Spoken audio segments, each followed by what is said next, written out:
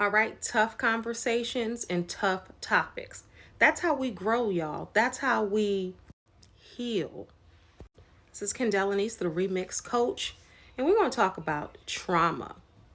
I am a transformational life coach, a healing coach, as well as an aging coach. All right, let's get into it. What is trauma? Let me just say this. This is not going to be the first video or the last video you hear someone talking about trauma. Trauma is a psychological and physiological response to any deeply upsetting situation or event in life. That is trauma. So let's get the definition out of the way. Also, we have big T traumas and little t traumas. Big T examples like the death of a parent. Also, something that's traumatic that's ongoing. Example, when you hear someone saying that they have been violated as a child from ages 6 to 16 or something like that, that's a big T trauma. Little t trauma. Events that don't necessarily include traumatic violence or devastation in the way that a big T trauma does, but it still creates distress and stress that is traumatic to you.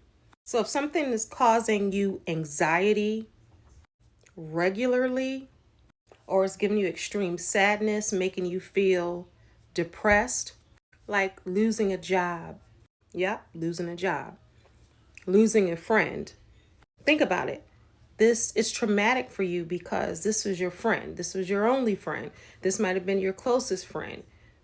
And it felt like a death, but it wasn't. That's traumatic for some people. Now, we're not going to judge trauma. We're not going to say, oh, well, this happened to me and that happened to me. People do that. We're not comparing traumas. If it's traumatic to you and it's in here and it's stopping you from moving forward, then it's all the same. And I don't mean the events are the same, but the feeling, the triggers are very similar. Because being involved in a traumatic event or situation changes your body on the cellular level as well as changes your brain and how you process and how you think. All of this is on a cellular level. These are facts. Google it, look it up, talk to a doctor. This is real. I'm not a doctor, I'm a life coach, but I know what I'm talking about. You can also cross-reference if you like. I've been a life coach for 20 plus years. I research, I study. I also have a degree in human services. And although I'm not a therapist, let's clear it up. A lot of psychology classes and a lot of research. And being a talk show host as well, I interview and I ask questions to licensed therapists, psychologists, and so on and so on and so on. Okay. So when something changes you on a cellular level, your body, how it responds and reacts, your brain, how it responds and reacts, your feelings and your behavior, right, is going to look different than prior to these traumatic experiences happening. So when people experience trauma, right, and they're different, they're distant, they're acting or you're acting differently than you were before. And people are like, it's something that affects you. If somebody is more quiet, if somebody pops off more, if someone is not willing or able to trust, they can't be vulnerable. They don't want to be around people they don't know. When a stranger walks in the room, they're nervous. When they smell a certain scent, it reminds them of that. If somebody is cooking something, it might remind them of what was cooking when this traumatic experience happened. If somebody is smelling like cigarette smoke and their traumatic experience, whether someone smoked cigarettes or somebody was or their breath was smelling like cigarette, anything, traumatic experiences and the triggers that come with that can hit somebody at any space and time. And as a healing coach, I want us to heal so very badly. We all, the professionals, the non-professionals, the ages, the stages in life you're in, no matter what race or color you are, people have experienced some things. Whether someone else can acknowledge your trauma, it doesn't matter. You don't need anybody to acknowledge your trauma because you feel it here. You feel it here. You feel it because psychologically and physiologically, it is affecting you. Okay, let's get to it. So, how do we heal trauma? Like everything else, we have to acknowledge that we have experienced trauma. Now, if you listen to some people, they'll be like, well, everybody goes through things. Everything happens to people when they're young, or when they're growing up, or when they're in their 20s, or in their 30s, or in their 40s. You have a lot of people that are not ready to address their trauma. So when you bring it up, they'll say, well, everybody deals with things. No, it's trauma because you're walking around here thinking, right, that this is someone's personality when it's the trauma is showing up. My new book is Excuse Me, You're Unhealed is showing. And when you're not facing your trauma, your unhealed is showing.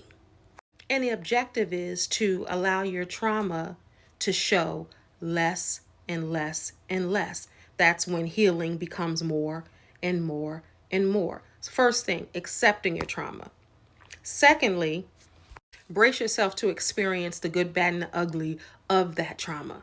That means, unfortunately, reliving some of that trauma in order to heal from it, because you got to acknowledge it, and then you have to be honest with yourself. You don't even have to, if you go to see a therapist or a life coach or someone that you trust to share your trauma with, know that you have to acknowledge it. 3, be kind to yourself and know that it's not your fault. That's especially if something has happened to you. 4, write it down. It's very therapeutic and cathartic to write down your feelings and be honest with your feelings. How do you feel? I'm not well. I acknowledge it. I stuffed it down. Something reminded me of it. A trigger resonated through my body, because something, when you're triggered, sometimes it'll ring through your whole body. And some people are stuck in their tracks because they feel that sensation. It's all connected. Lastly, don't rush the healing process.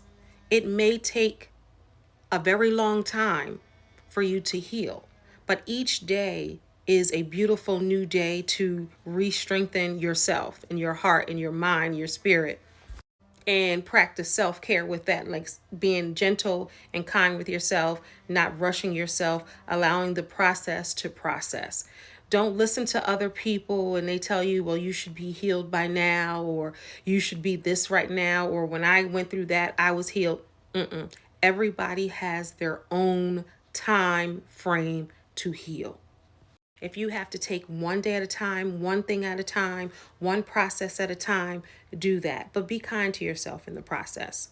Lastly, know that you are not alone in your healing. You may feel like you're alone, but you're not alone in your healing. Someone else out there has experienced the same thing you have. I don't know about you, but I pray.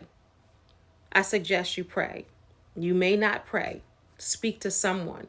Get it out. Be around people who are conducive to your healing. You don't need any negativity, negative talk around you. Be around positive people. You will heal. Acknowledge the trauma and start on your path to healing. All right, I hope that helps someone. This is Lenice, the Remix Coach. One last thing. You are not your trauma. You are not your trauma. You are still worth all the gold in the world. God bless y'all. Peace.